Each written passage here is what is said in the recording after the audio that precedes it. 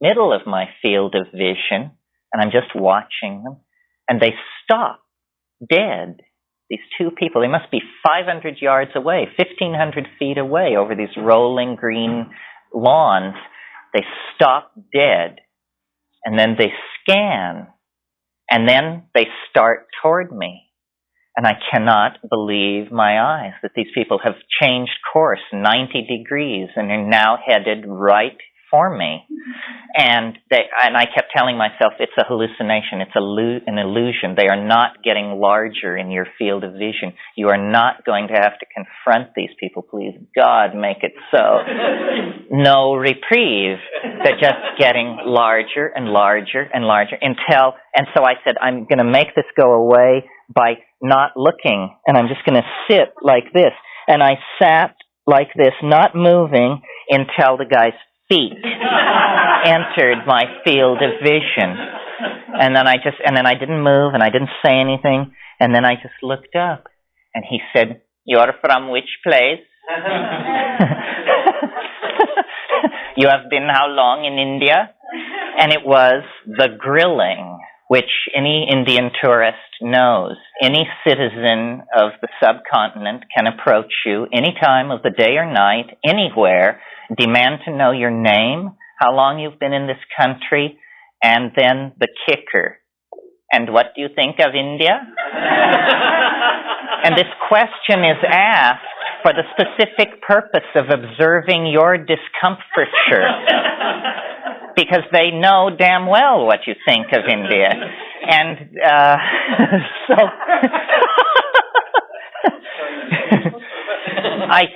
I looked up and I gave this guy my most penetrating gaze, and I said, "I cannot be interrogated."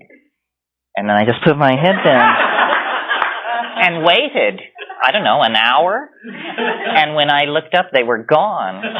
But only in that circumstance of being so stoned would I have ever behaved that way, because the normal tourist reaction is, and they watch this happen to you, you just go into a tailspin of, it's their country, everybody's a person, I'm a stranger, I should be nice, they're harmless, what's so bad about this anyway?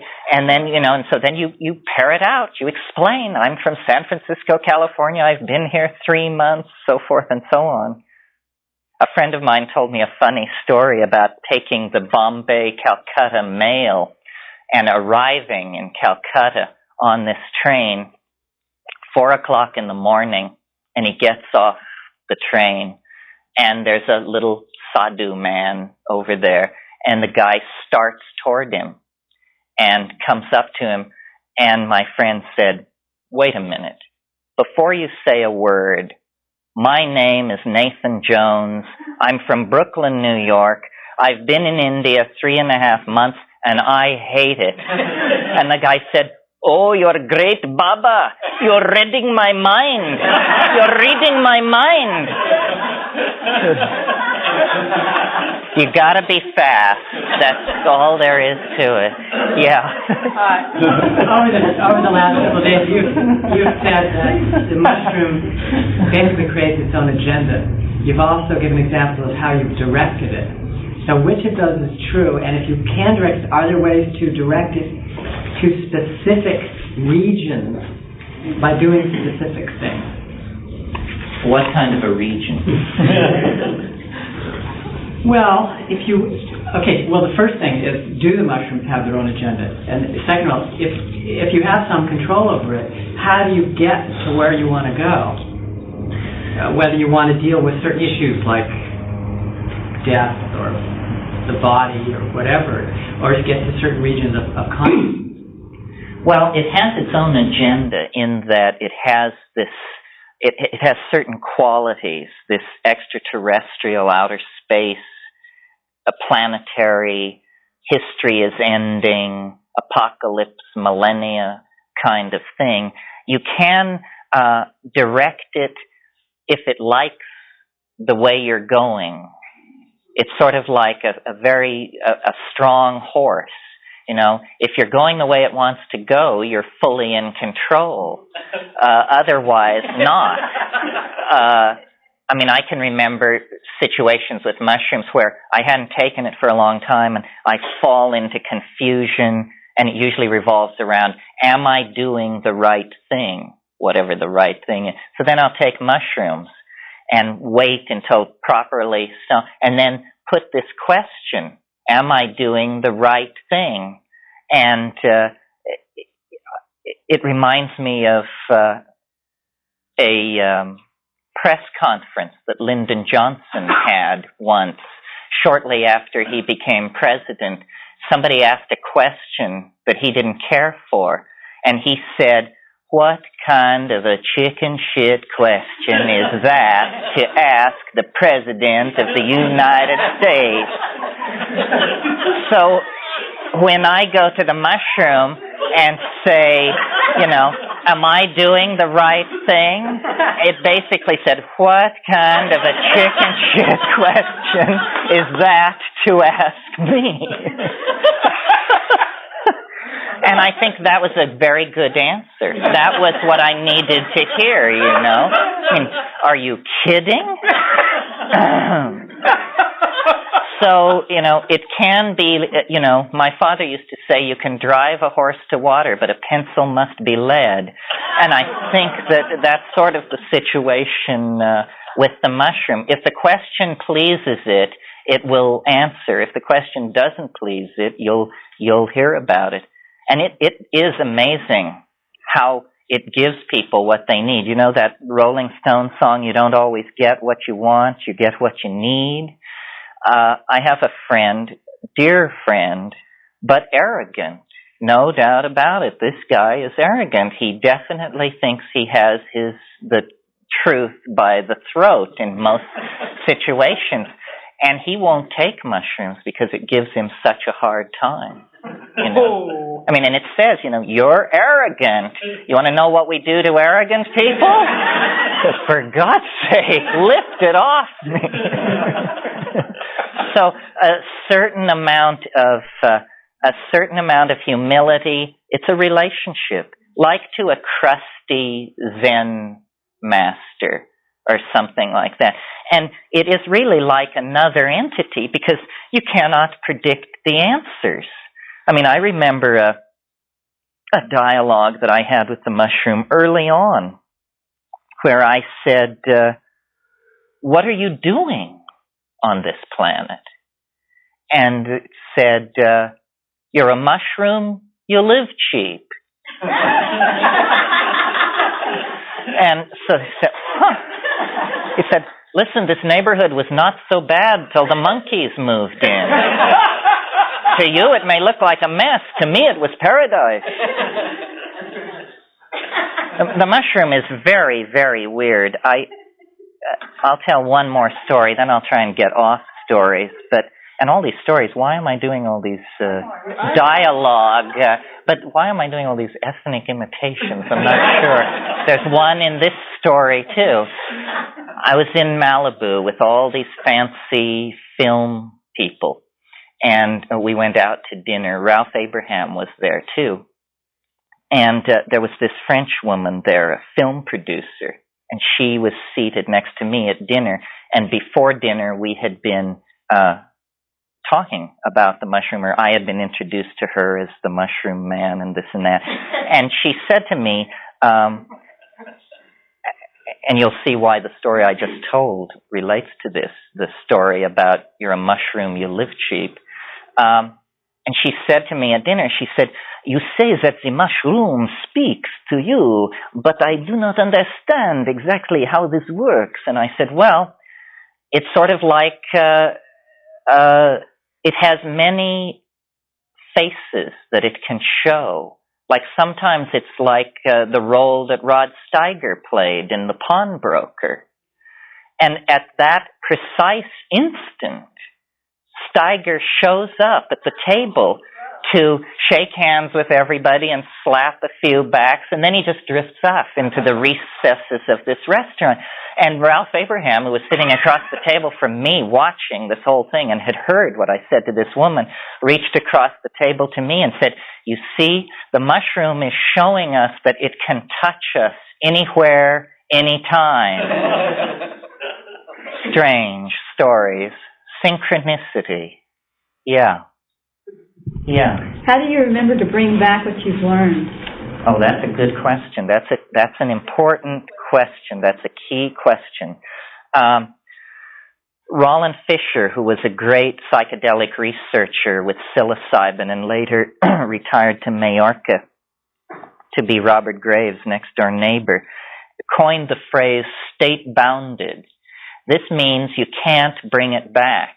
And I'm sure you all have had the experience of dreaming, being caught up in some incredible dream with strange people, foreign countries, exotic costuming. The alarm goes off, and as you stagger out of bed, this is just melting like an ice cube in a blast furnace. And by the time you're out of bed and fully dressed, you have nothing, not a shred, not a hint, not a clue. It's absolutely gone.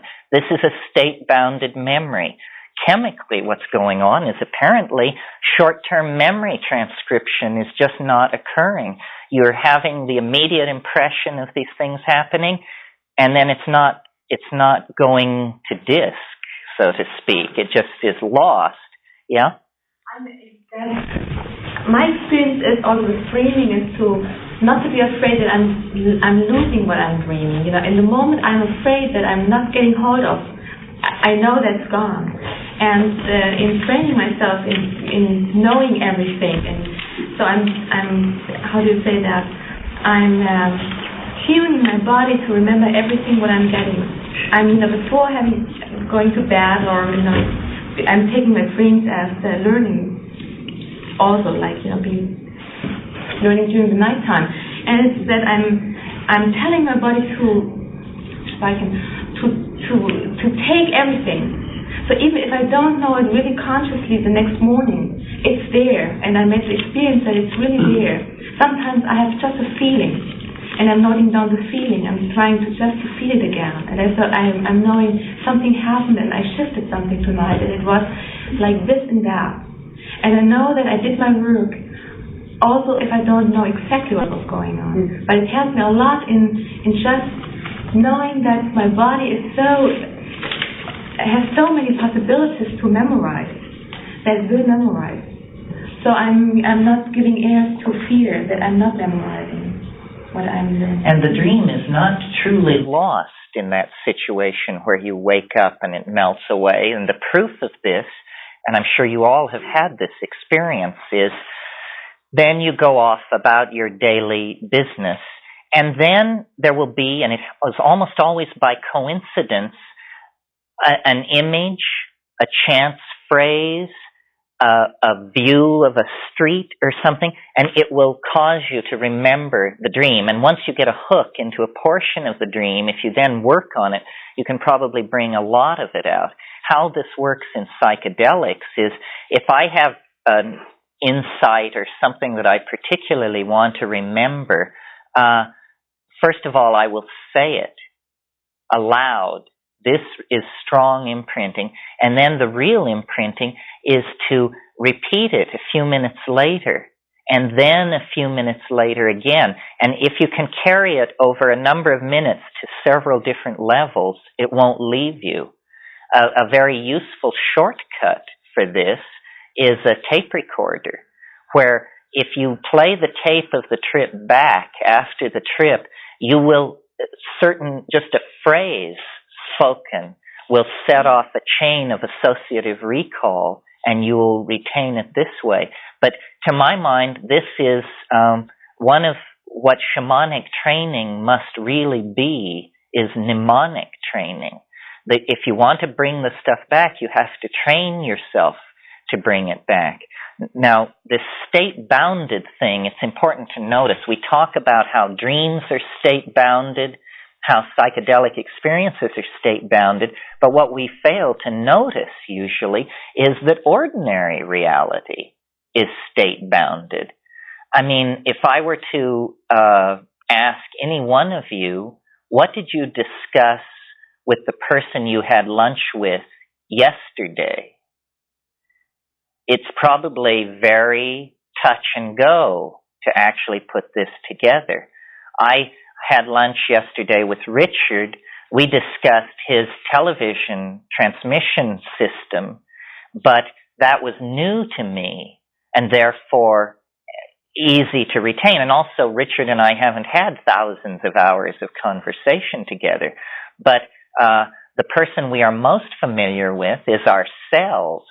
Well, I don't know if it works for you like this, but I am, let us say, cleaning my house, vacuuming, doing dishes, making beds, and I'm thinking, all the time thinking. And I understand why Rome fell. I realize what I said wrong to somebody 2 weeks ago. I recall a telephone obligation that I have to fulfill. I think about things that happened years and years ago. And then the doorbell rings, and I go to the door, and there's someone there, and they say, "What are you doing?" And I say, "Nothing." This is because the ordinary state of consciousness is highly state-bounded. We don't. One thing these Buddhists have certainly gotten right is that attention to attention is the key to taking control of your mental life. And for most of it, it's just like a river flowing by, and every once in a while we check to see if the river is still flowing by, but we don't attempt to retain it. So memory training is great psychedelic training. And of course, as I'm sure you know, there were arts of memory in the past. We are very poor memorizers because we rely on technologies to do it for us. But people in the past had all kinds of technologies for allowing them to remember things. For instance, the most common one in use in late antiquity and up through the Renaissance was the memory palace approach. This is where you think of a place, a big place preferably, a place you know well, a school, a hospital, a cathedral, a university, but big, and sit and think about it. Think about how it looks as you go through the main doors, and then what you see when you turn to the left, and what you see when you turn to the right. Learn this building until you really can command it with reasonable vividness in most situations.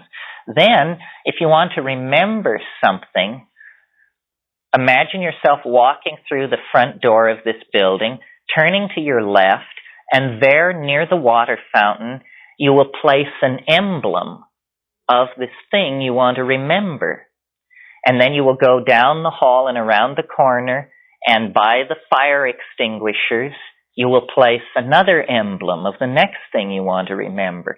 Well, then, the act of remembering this long list of things is the act of mentally moving through this imaginary building that you know. And when you come to the water fountain, the clue will be there. When you pass the fire extinguishers in your mind, the emblem you placed there will be there. Now, I know this sounds highly unworkable and unwieldy, but it actually is extremely workable. And people like Catullus and Cicero, the great late Roman orators, were able to speak for hours on end with lists of virtues and vices and interconnecting causes and this sort of thing, because they were masters of this mnemonic memory palace technique. Well, psychedelics are a vivid, this is another one of these things like mantras, yantras, and so forth that works on psychedelics. You can do this. And so when you're on a psychedelic and you have an experience that you want to remember, place it in your memory palace. And the next time you come past that point in your memory palace, this thing will be there. Now, the other trick is, any of you who are interested in this, the last word is The Art of Memory by Francis Yates. which is a wonderful woman, great scholar of Renaissance magic. And the final trick is to make the image extremely vivid, so that, for instance, if you're about to give a speech to your collegium on the 7 deadly sins, well, then one of these sins is lust. I chose the easy one because I can't remember what the other 6 are. Shows you where my problem lies. So you don't just place the word lust in the memory keeping spot. You place some vivid and shocking image. Yeats suggests the image of a nun lifting her skirts. I think this was a classically suggested one that people were taught to use. Well, then, when you come around the corner and meet the nun lifting her skirts, you think, aha, lust. That's the first, and then you go on and so forth. And books, some of the most astonishing products of the medieval engraver's art are these books of what are called emblemata.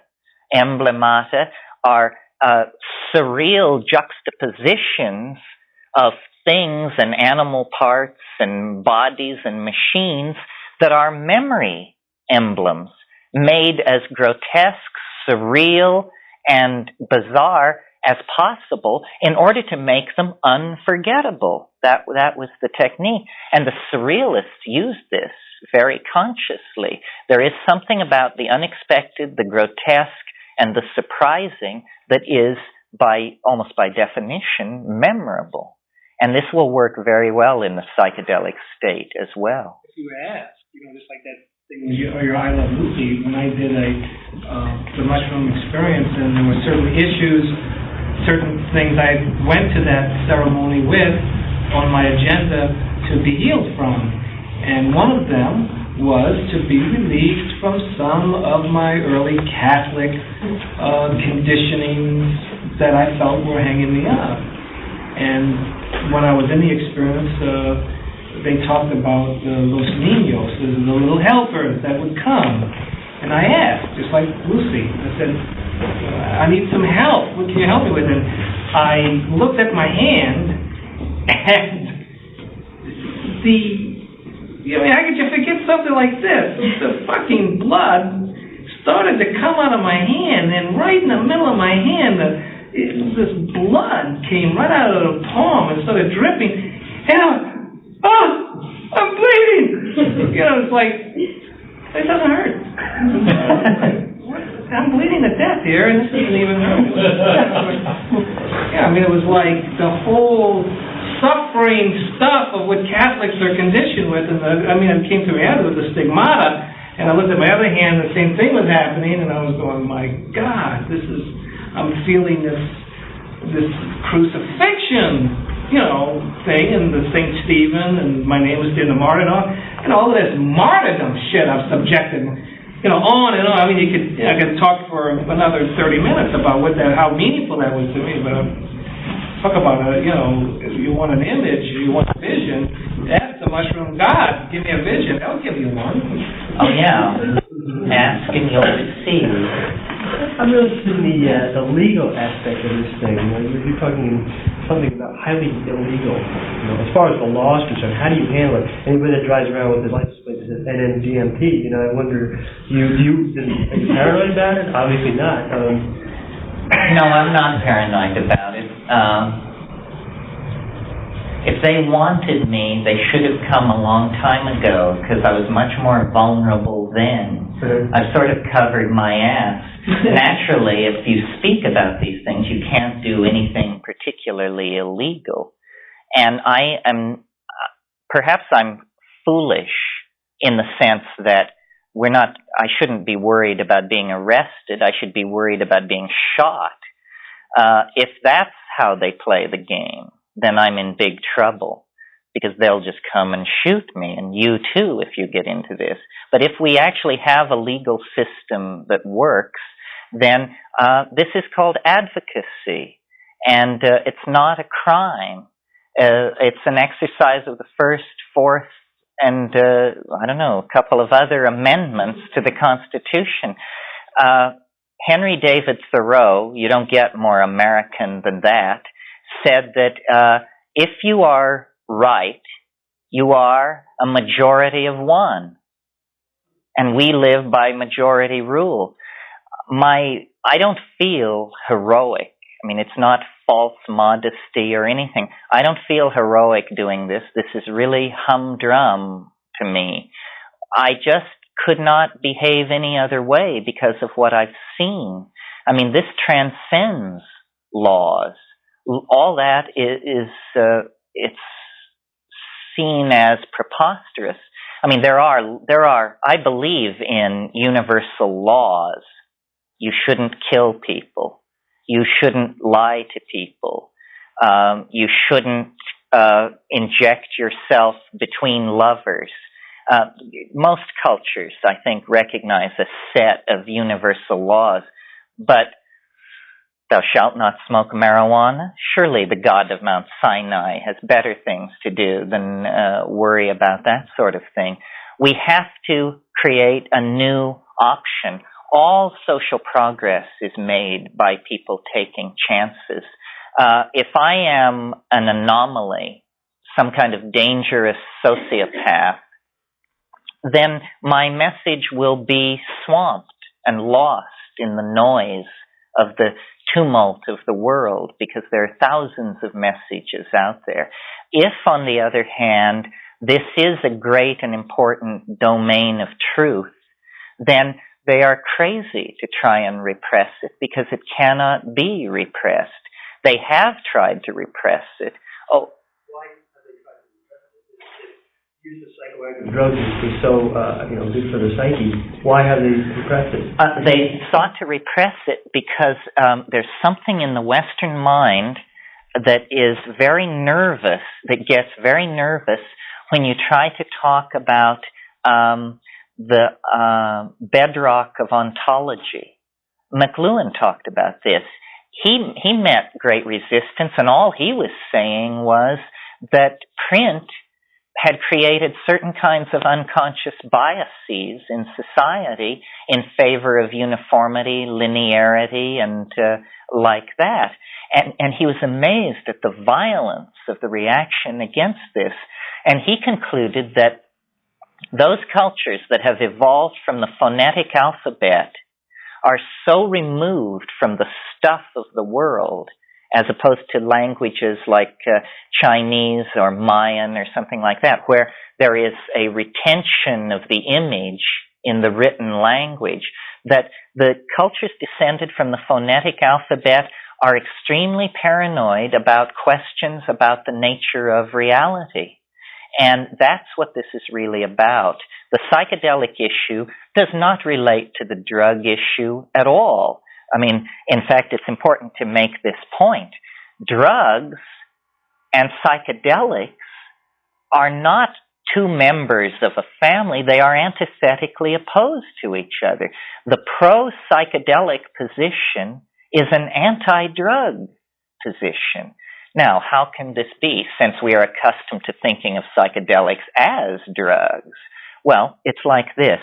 What is it that we object to about drugs? And I think everybody can agree, maybe not everybody, but most people can agree, we do have a drug problem. I mean, if you live in the inner cities, you see people getting all twisted up behind this stuff. We have a drug problem. So what is it about drugs that we find problematic? Well, I think that what is objectionable about drugs is that they cause unconscious, obsessive, destructive, self or other behavior. Unconscious, obsessive behavior is intolerable because we are conscious people accustomed to injecting choice and meaning into our lives. You cannot have meaning if you do not have choice. This is why we don't have to spend any time at all talking about whether the world is predestined. Because if the world is predestined, then I'm not saying what I'm saying because it's what I want to say. I'm saying what I'm saying because I can't say anything else. and you're sitting there because you can't not sit there. So it makes the world very dull and uninteresting. Compulsive, unexamined, obsessive behavior is the quintessence of anti-human behavior. It was Bertalanffy, the founder of general systems theory, who said, people are not machines, but in every situation where they're given an opportunity to behave like machines, they'll go for it.